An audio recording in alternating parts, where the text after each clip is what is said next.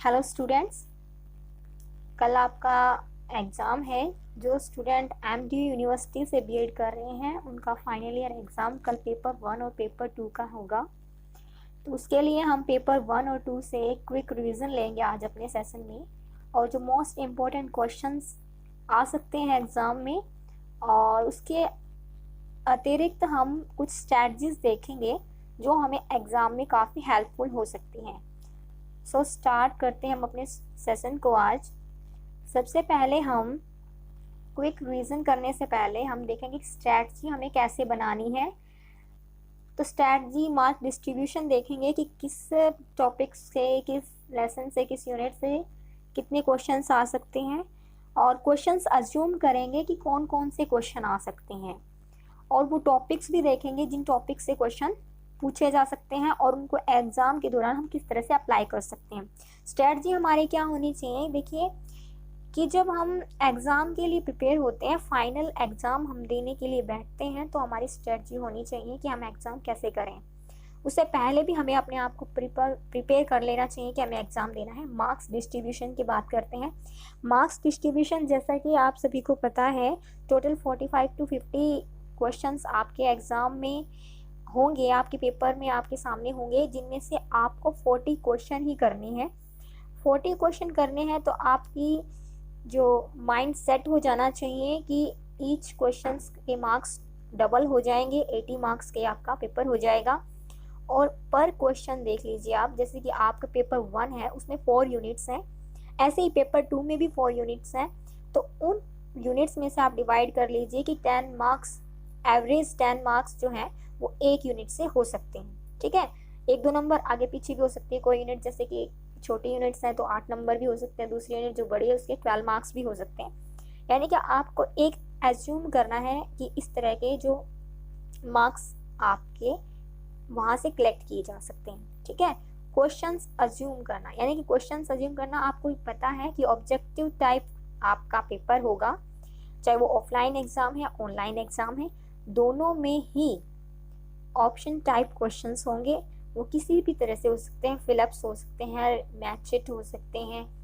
Option type 4 options दे सकते हैं, आपसे करेक्ट पूछा जा सकता है, इनकरेक्ट पूछा जा सकता है, जैसा कि हम अपनी पेपर 1 और पेपर 2 की वीडियोस में भी क्वेश्चन में डाल चुकी हूँ। वहाँ आपने अच्छे से स्टडी की होगी, उस वीडियो को अच्छे से स्टडी किया होगा, और उसकी पीडीएफ भी मैंने डिस्क्रिप्शन में डाल रखी है, वो भी आपने देखी होगी। मोस्ट इम्पोर्टेंट टॉपिक्स, फिर हम बात करते हैं कि यूनिट के अकॉर्डिंग या बुक्स जो आपका पेपर 1 है उसके अकॉर्डिंग कौन कौन से इंपॉर्टेंट टॉपिक्स हो सकते हैं, उसके बारे में भी हम आगे स्टडी करेंगे। अप्लाइंग ड्यूरिंग एग्ज़ाम, एग्ज़ाम के दौरान आपको किन किन बातों का ध्यान रखना है। अब देखिए, जो ऑनलाइन मोड से देंगे तो उनके लिए इंस्ट्रक्शन पहले ही आ चुकी हैं कि पिन आपका एक दिन पहले आ जाएगा, इवनिंग में ही आ जाएगा एग्ज़ाम से। तो जिनका कल ऑनलाइन एग्ज़ाम उनका पिन आज ही आ जाएगा, और एग्ज़ाम के दौरान आपको पिन फिल करने के बाद ही क्वेश्चन पेपर आपका ओपन होगा। उस दौरान जो इंस्ट्रक्शन है वो आपको मिल चुकी है। ऑफलाइन एग्ज़ाम जो है वो आपको पता है, ऑप्शन टाइप OMR सीट आपको मिलेगी, उसमें फिल करना है, तो आपको वहाँ ध्यान रखना है किसी भी तरह की आपके दिमाग में या आपके मन में कोई भी हेजिटेशन नहीं होनी चाहिए, कोई पैनिक नहीं होना चाहिए, आप में डर नहीं होना चाहिए। आपको बेफिक्र होकर एग्ज़ाम देना है, क्योंकि मोस्टली क्या होता है कि हम एग्ज़ाम को अपने डर के कारण, जो हमारे अंदर डर होता है उसके कारण ही हम एग्ज़ाम लॉस्ट कर देते हैं। ठीक है, हमें जो आता है वो भी हम भूल जाते हैं। तो आपको यहाँ पे एक मंत्र याद रखना है, यू आर ए टीचर, आप एक अध्यापक बनने जा रहे हो, तो आप अपने आप को सोचो कि मैं एक टीचर हूँ।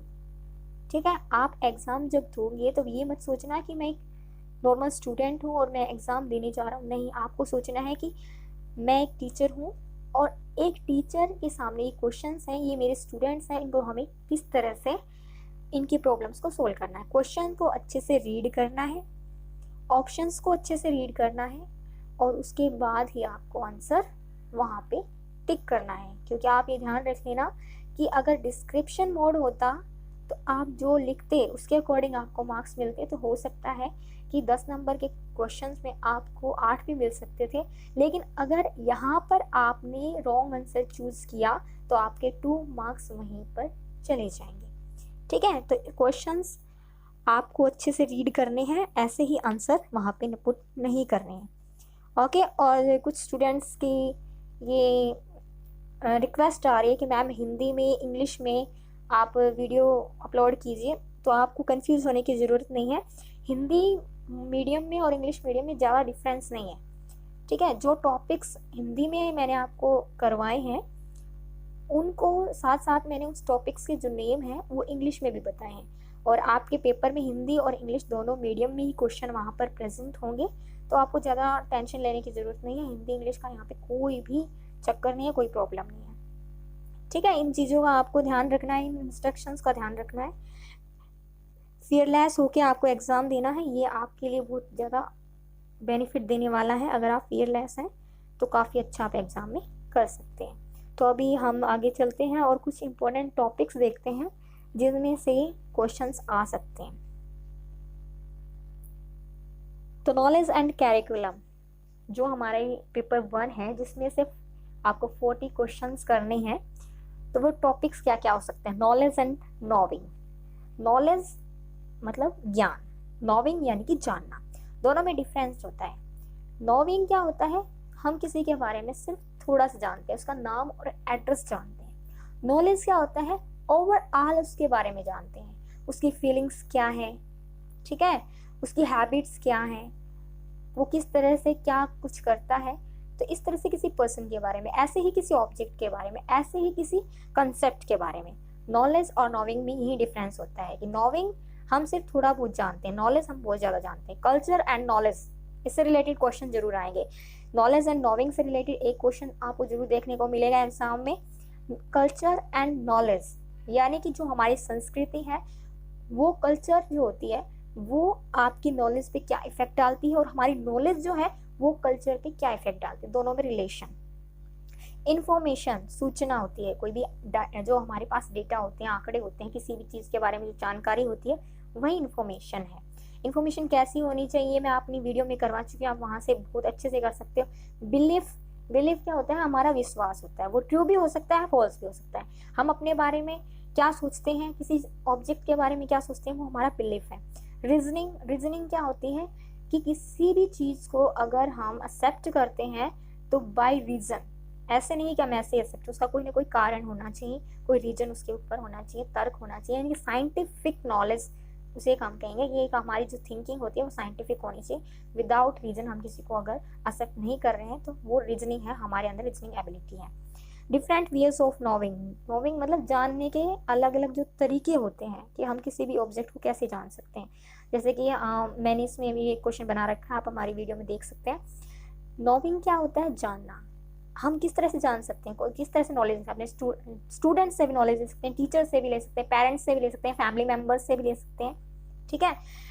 हमारी जो 5 सेंसेस होते हैं उनसे भी नॉलेज ले सकते हैं। तो different facets of knowledge, in knowledge होती है उसके डिफरेंट पहलू क्या क्या है, ठीक है। जैसे कि हम एजुकेशन जब लेते हैं, ज्ञान जब लेते हैं, तो वो कहाँ कहाँ से, वो हमारे परिवार से भी हो सकता है, फैमिली से भी हो सकता है, परिवार से बाहर भी हो सकता है, स्कूल से भी हो सकता है, स्कूल के बाहर भी हो सकता है, ठीक है। वो एब्सोल्यूट भी हो सकता है, कंक्रीट भी हो सकता है। एब्सोल्यूट मतलब जो हमारे जो भावनात्मक रूप से होती है, कंक्रीट मतलब जो हमें वास्तविक रूप में दिखता है, ठीक है, इस तरह से भी हो सकता है।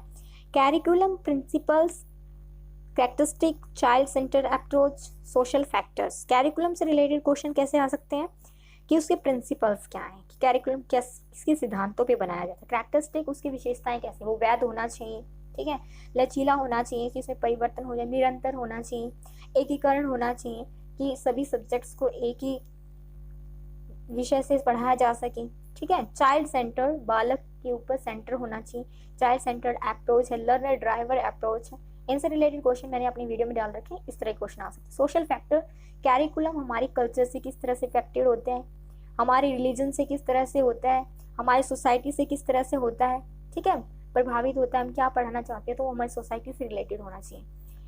Indian and western philosophy of epistemology, epistemology यानी कि हमारे ज्ञानात्मक जो पहलू होते हैं उसमें इंडियन फिलॉसफर यानी कि भारतीय दर्शन शास्त्र ने क्या कहा है, और वेस्टर्न फिलॉसफी यानी कि जो वेस्टर्न फिलॉसफर थे, यानी कि भारत के अलावा जो पश्चिमी देशों के फिलॉसफर्स हैं, उन्होंने इस बारे में क्या कहा है।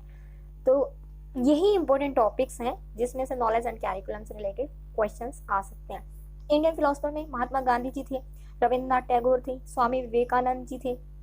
ठीक है। वेस्टर्न फिलोसफर में कौन थे? जॉन डेवी थे, प्लस प्लेटो थे, अरस्तु थे। ठीक है। तो इनकी भी मैंने आपको हमारी वीडियो में बिल्कुल अच्छे से इनको एक्सप्लेन किया है कि इंडियन फिलोसफर और वेस्टर्न फिलोसफर ने क्या क्या दिया था अकॉर्डिंग एपिस्टेमोलॉजी यानी ज्ञानात्मक चित्र के बारे में। ठीक है। नेक्स्ट है हमारा assessment for learning. Most important topics कौन कौन से हैं? तो असेसमेंट है, तो यह तो आपको ध्यान रखें कि असेसमेंट से रिलेटेड क्वेश्चन तो आएंगे ही। ठीक है। असेसमेंट क्या होता है, मेजरमेंट क्या होता है, इवैल्यूएशन क्या होता है, ये भी मैं आपको अच्छे से करवा चुकी हूँ। मेजरमेंट ओनली मापन होता है, अंक के आधार पर हम जब किसी का मापन करते हैं वो मेजरमेंट होता है। असेसमेंट क्या होता है कि जो मापन और उसके गुणात्मक रूप को दोनों को देखते हैं, असेसमेंट हो जाता है। ठीक है। ओवरऑल मापन और असेसमेंट दोनों को जब हम करते हैं, ठीक है, तो वो इवैल्यूएशन हो जाता है। ठीक है। Assessment, measurement, evaluation. फिर असेसमेंट में फॉर्मेटिव और समेटिव असेसमेंट, इन दोनों से रिलेटेड भी क्वेश्चन आएंगे। समेटिव क्या होता है? नैदानिक और फॉर्मेटिव क्या होता है? नैदानिक, और समेटिव क्या होता है? संकलनात्मक। ये आपको मैं पहले करवा चुकी हूँ। फॉर्मेटिव होता है असेसमेंट फॉर लर्निंग। ठीक है। और समेटिव क्या होता है? Assessment of learning. ये मैं अपनी वीडियो में अच्छे से आपको क्लियर कर चुकी हूँ दोनों के बारे में। NCF 2005 examination as a tools for assessment. 2005 में जो एनसीएफ आया था, नेशनल कैरिकुलम फ्रेमवर्क, उसके अकॉर्डिंग कुछ एग्जामिनेशन टूल्स दिए गए हैं। एग्जामिनेशन टूल्स क्या क्या होते हैं? जैसे कि चेकलिस्ट है, कम्युलेटिव रिकॉर्ड्स हैं, ठीक है, क्वेश्चन नियर्स हैं। इस तरह से जो भी आपके टूल्स हैं उनसे रिलेटेड एक क्वेश्चन जरूर आएगा। तो इंटरव्यू है, तो आप इनको देख लेना। इसमें क्वेश्चन मैंने असेसमेंट फॉर लर्निंग के कर रखे हैं। टूल्स ऑफ एवेल्यूशन, ये टूल्स ऑफ एवेल्यूशन वही हो जाएंगे। इनसे रिलेटेड क्वेश्चन इसमें से जरूर आने वाला है, क्योंकि सभी टूल्स के बारे में अच्छे से आपको क्लियर करवा चुकी हूँ। Online examination system, open book system, grading system, credit system. ठीक है।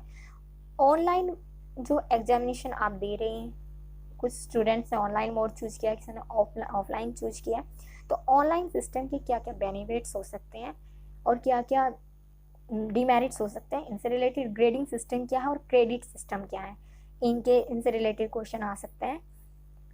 नेक्स्ट इसमें से आ सकता है आईसीटी के बारे में। आईसीटी यानी कि इंफॉर्मेशन कम्युनिकेशन टेक्नोलॉजी, बहुत ही सिंपल है। आज जो हम ऑनलाइन पढ़ रहे हैं ये भी आईसीटी के थ्रू है। ठीक है।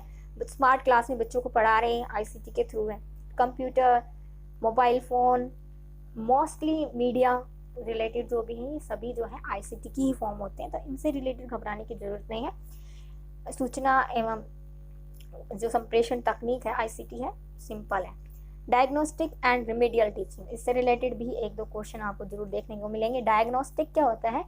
डायग्नोस करना, पता करना कि समस्या कहाँ है और क्या है।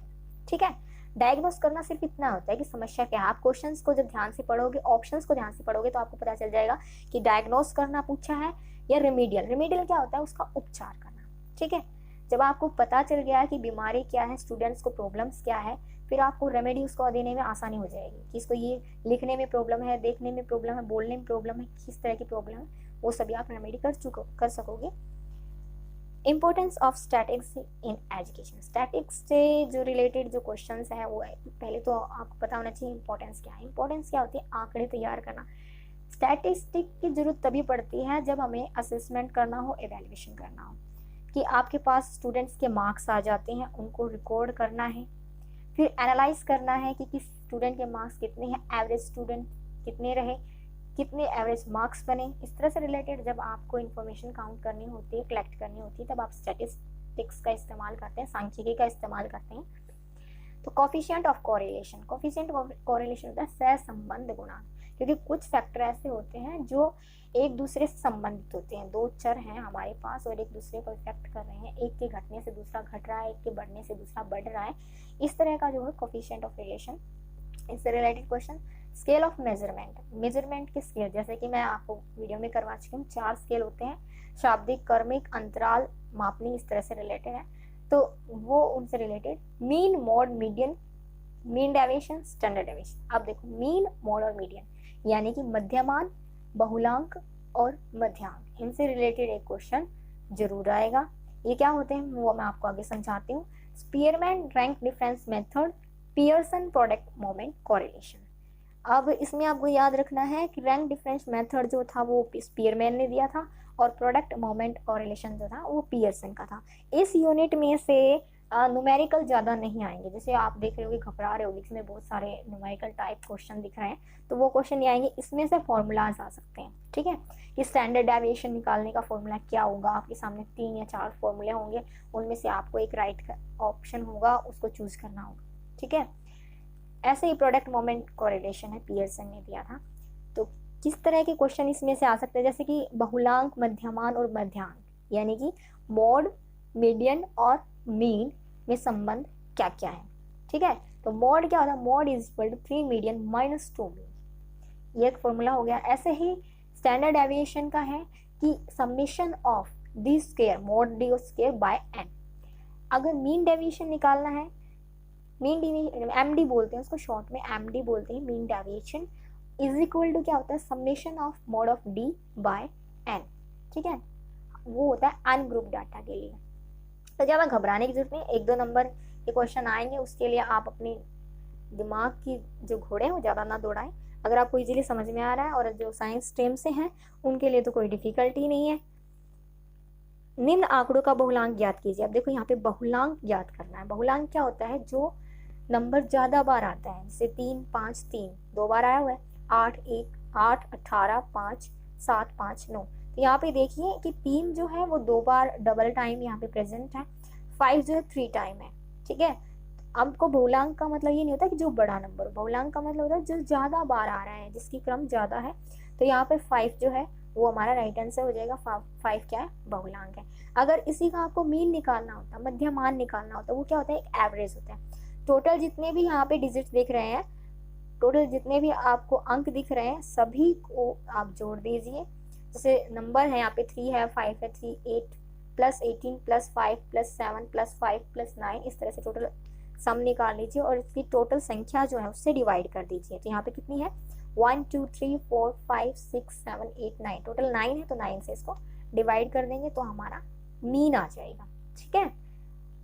क्लियर हो गया आपको, मोड क्या होता है, मीडियन क्या होता है। और अगर हम बात करते हैं मध्यमान प्राप्त किया जा सकता है, वही है कुल आंकड़ों के गुणनफल को आंकड़ों की संख्या से विभाजित करके, कुल आंकड़ों के योगफल को आंकड़ों की संख्या से विभाजित करके, कुल आंकड़ों के योगफल को आंकड़ों की संख्या से गुणन करके। तो हमारा राइट आंसर क्या हो जाएगा, कुल आंकड़ों के योगफल को आंकड़ों की संख्या से विभाजित करके मध्यमान यानी कि मीन निकाल सकते हैं। सो स्टूडेंट्स, आज हमारी वीडियो में बस इतना ही, ये क्विक रिवीजन था। तो आपको अच्छा लगा होगा, आप हमारी वीडियो को हेल्पिंग हैंड की तरह लें और साथ में अपनी बुक से भी तैयारी करें। जो टॉपिक्स मैंने आपको बताए हैं इंपॉर्टेंट टॉपिक्स, पासिंग मार्क्स के लिए काफ़ी हैं, लेकिन आप अच्छे मार्क्स लेना चाहते हैं तो आपको बुक से एक्स्ट्रा पढ़ना होगा। इस हमारी वीडियो को लाइक करें, शेयर करें और अगर आपको आगे एग्ज़ाम से रिलेटेड वीडियो चाहिए तो हमारे चैनल को सब्सक्राइब करें। All the best for exam.